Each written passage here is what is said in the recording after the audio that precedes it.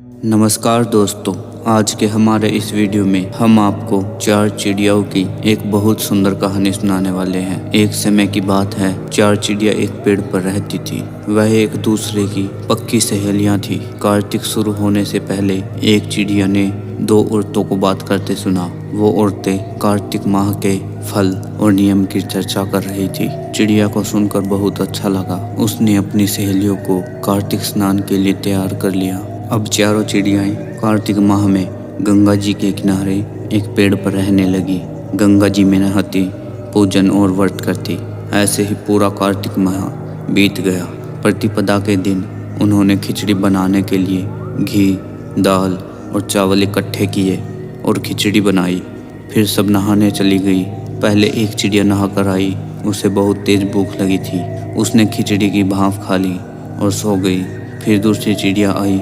उसे भी खाने के बाद बहुत भूख लगी थी। उसने भी खिचड़ी का पानी पिया और सो गई। अब तीसरी चिड़िया आई। उसे भी बहुत तेज भूख लगी थी। उसने खिचड़ी खा ली और वह भी दोनों चिड़ियाओं के साथ सो गई। अब चौथी चिड़िया आई तो उसने देखा तीनों चिड़ियाएं सो रही हैं। उसे लगा यह तो खिचड़ी खाकर सो गई हैं। उसने खिचड़ी की हुर्जन खाई और वो भी सो गई। उसी शाम देवलोक से तूफान आया और वो चारों चिड़ियाएं मर गई। अगले जन्म में जिस चिड़िया ने भाप खाई थी वह राजा के घर राजकुमारी बनी।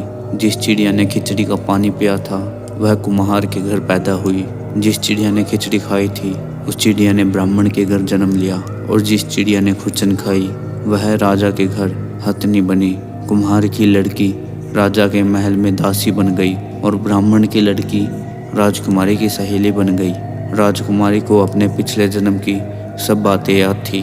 राजकुमारी का विवाह हुआ। जब वह विदा हुई तो राजा से बोली, मैं अपनी सहेली और दासी को साथ ले जाऊंगी। राजा ने कहा, ठीक है। राजकुमारी फिर बोली, मैं इस हथनी को भी साथ ले जाऊंगी। राजा ने सैनिकों से कहा, हथनी को ले आओ, पर हथनी उठी ही नहीं। तो राजकुमारी ने हथनी के कान में जाकर अपने पिछले जन्म की सारी बात कही तो हथनी खड़ी हो गई।